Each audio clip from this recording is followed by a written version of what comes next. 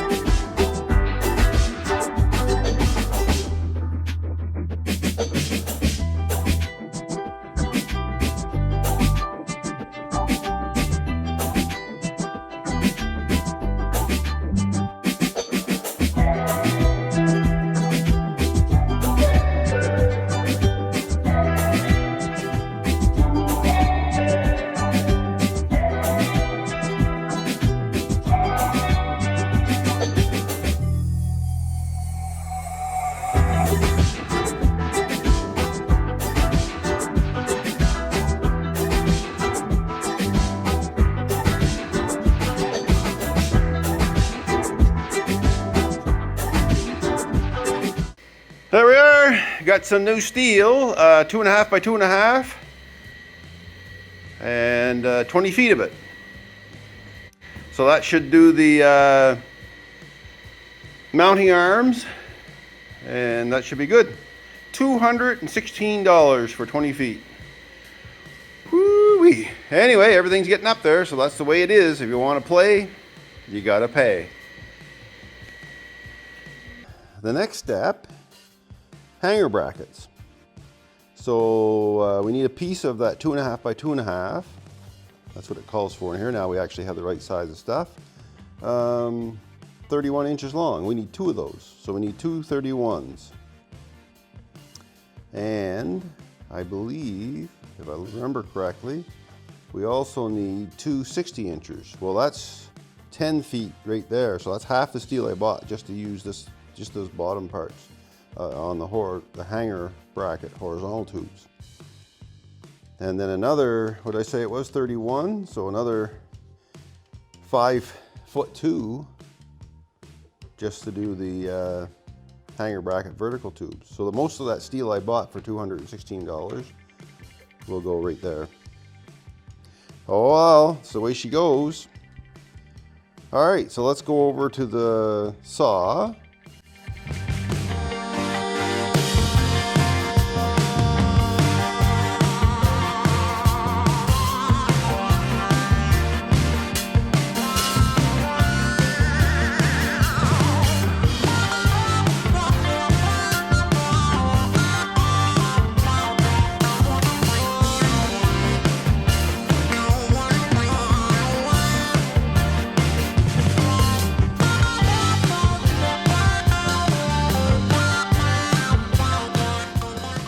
We got 2 60s, 2 31s.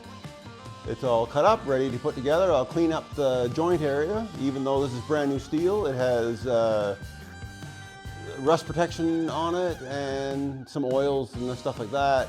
So I want to clean it up to get the best weld we can get. I need all the help I can get when it comes to welding. So let's get this set up to weld, and we'll go at her, do a little welding. Well, there you go, all excited to weld, and I forgot to turn the camera on. Anyway, this is the first pass. I had everything all set up. It came out very nice. I think it came out nice. So this is just one pass. And I'm going to do this side over here. So since I didn't film the first one, or video the first one, I'm going to set you up and we'll do another one right here. All right, take 2. Let's see if we can get this captured this time. Like I said, yeah, you missed it because I didn't turn it on. I'm using 70-14 rods.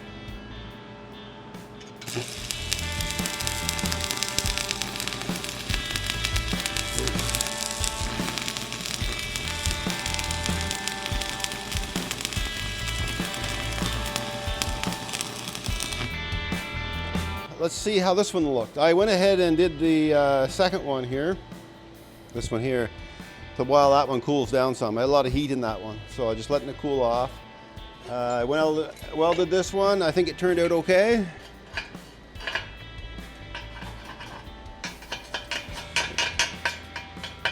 Pretty much uneventful. It went this way all the way around. My arm out of the way. Yeah. So that's what we're looking at there. I'll bring you in a little closer to it, but that's about how it's going to go, like that. So that's not too terrible for 7014. It doesn't look to be undercutting, so I don't think the amperage is too high. Let me just see if I get the little scraper here. Get a little bit of slag off there yet. Oh yeah, that's just slag. There she is. I got both of them done. Are they award-winning welds? No, they aren't. But that's about it, what they look like. That's 2 passes, that's enough. There has to be some gussets to go on this as well. I almost forgot about that. So there'll be gussets as well on there. I've got the hanger bracket made. I got both of them made. Need gussets put on them, but I'll get to that. So right now what I'm doing is building the mounting brackets. Now each car is going to be a little different, so I'm building mine to work on the Thunderbird. And I put a lot of thought into how I'm going to do this with the steel I have. So I did come up with a bit of a plan here. It's certainly going to be heavy enough. There's not going to be a problem there. I'm making them so you can flip them from one side to the other. For the next person that might own this, they might find it useful. But either way, and I'll show you what I mean by flipping from one side to the other in a second. Though I do believe I have the bolts. Maybe it should be, I'll talk about it in a second. So anyway, what we need for the tubes, they're 10-inch tubes, right? So I cut some 3-inch steel, because these are 3-inch. So I do have the 3-inch steel. I've drilled out the holes already. I have one made, but I'll show you what I've got done here. So let's just go over to the mounting bracket and take a look. What I did, I already had 3-inch steel all welded up in T form. So this was already pre-done from the cages, so I just utilized those joints instead of having to weld more. So this is what I was talking about, the holes, the tightening holes, the friction tightening holes for the 3/4 bolts. I made these so you could flip them over, but the way I want them, and I never thought of it at the time until I put this together to take a look. And this is what happens when you're kind of prototyping. I would rather have the long piece of this in here and the short piece out here. So it just means that this is going to be flipped over, and I'll have to tighten the bolts from the bottom. That's all. So I'm going to have one up here in the bench that I made, because you can't really see what's going on in there. So this is one before I have the holes put in right here. So what I did, I figured, excuse me, right here. So this is where it bolts into the frame of the car. I'm using the existing bumper bolts, bumper mounting bolts. It was good enough for Ford to use a bumper jack on, so it's good enough for me. And this car is a lot lighter than it was when it was fully assembled. See, there's no convertible top, there's no rear diff, there's no gas tank, there's no nothing, no bumper. So that's 4.5. I went in 1.5 inches, and then I drilled 2 holes, 4.5 on center apart. That's what the mounting holes are on the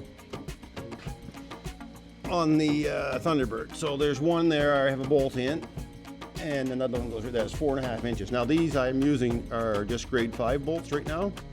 So I'm going to go get some grade 8 long enough to do that. Just to be short, making everything else heavy, so why not do it right? And I'll show you on this side, if you can get in there and see it, what it looks like. All right, let's go up underneath. So that's what it looks like in there. These are just hand tightened, and they're not even, I need to trim up, clean up all that cutting area and everything. So that's what we're looking at. So I'm going to make one more, and then I have to put the gussets on, and that'll be it for those end frames for the rear. The front, I can't get at it right now. I'm not going to worry about the front right now. I still have another set of frames like this. I will cut them, once I get the measurements. So the front is a little different because I believe the bolts in the front, if I remember, well, let's take a quick look. I do have it exposed here. So I believe on the front, the bolt holes are set up different, yeah. So there they are there. So they go different. So I'm gonna have to do it a little bit different than that. I might have to put a plate on, because I would rather have this utilized out here, because they were three with the cage nut. So I'm gonna do it a little bit different on the front. Yeah, you can see it better there now. So I can come straight in maybe and put a plate on the bottom and a plate on the top. But I'll work that out. It's not the end of the world. So yeah, we'll work out the front when the time comes. I wanted to say, I won't be hanging this car anytime soon. I've got quite a bit of I still have the rear torque box to do. And there's a couple other things I want to do before I hang this car on the rotisserie. However, I will be using the back. That's why I'm focusing on the back more than anything. I will use the back to support the back end while I'm fixing the torque box, because it's a little sagged right now on this side because that torque box isn't perfect.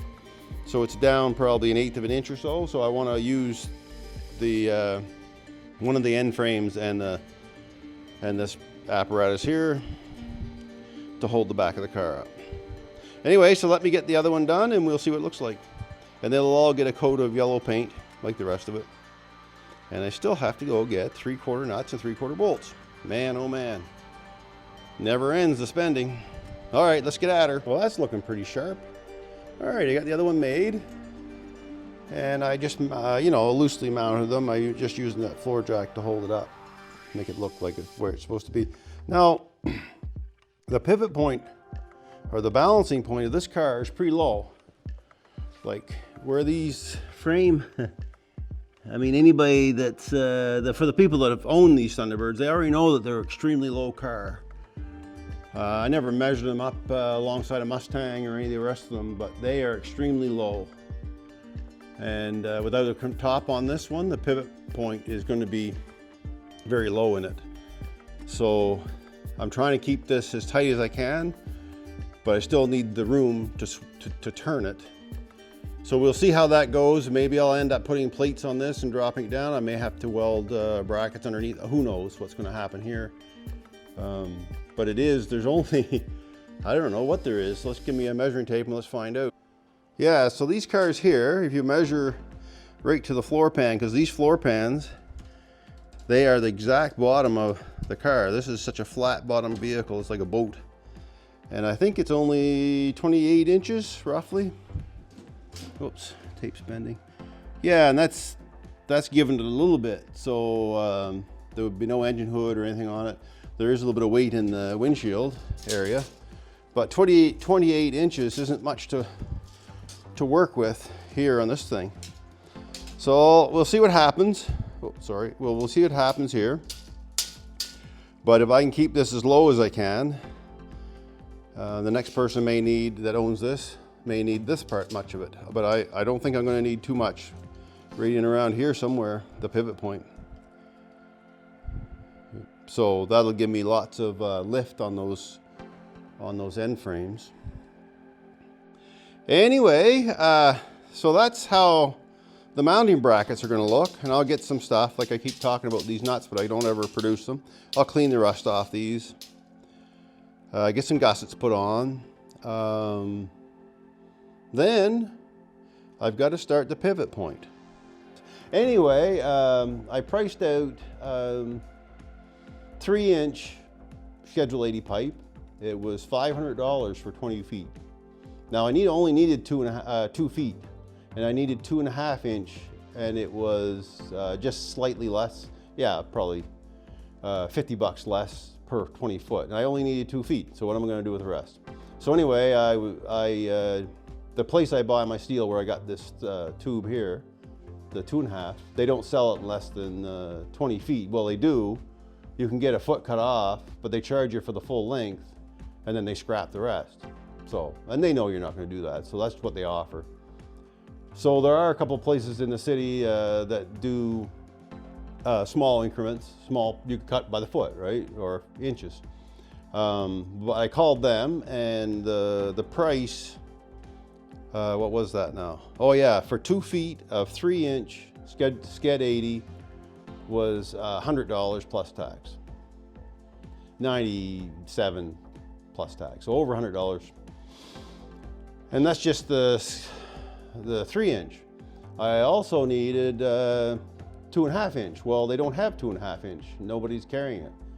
The place that I bought this steel from, the 2.5 tube, they had 2.5, but it was $450 for 20 feet.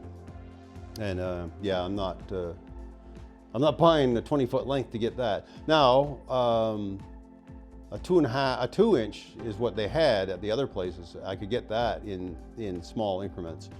The problem with that is it's loose, and it's still expensive, because what they do is they take the price of the full length from, say, Russell Metals, where I got my steel, and they double it, and then they charge back to you as you're coming in for small quantities, double the price. So that's how they make their money, and that's fine. I mean, it's great, because if you only need a small piece, you can go get it. I'm not complaining about that. It's just that I didn't want to spend that money just yet. It's like a couple $100 for the pivot points. And I'm trying to do this as inexpensive as I can. So I did find on Marketplace a couple of, they're not a cultivator hubs. And they're used. They come off an old car. We're in farming territory here, so there's lots of old equipment laying around. So the guy had these, he was gonna make a trailer with them. They're really heavy duty. They're 1.5 inch shaft and heavy duty cultivator hubs. And he wanted $15 each for them. So I bought the two. So let's see we're gonna see what we can do with them. Worst case scenario, if it looks terrible and it doesn't seem like it's safe and it doesn't work, then I'll go spend the other $200 and buy the sked 80 pipe, but then it doesn't fix the problem that I don't have any 2.5, so it would be a loose fit. No, I'm not fancy on that. So anyway, enough talking about the pivot point. We'll get to the pivot point when the time comes. You'll be brought along, and I just wanted to mention that it seems like a long process that I'm doing this, because over these videos, but I don't work on this all the time. This is not a full-time job for me. I've got other things I need to do in the meantime that are more important than building a rotisserie for a hobby car rebuild. So this is why it takes a while. I hope everybody understands that. I don't come out every day and I just hammer away at stuff. Otherwise the car would have been done a long time ago. But anyway, everyone, you guys have a great week, rest of your week. Stay safe, and catch up with you in the next one.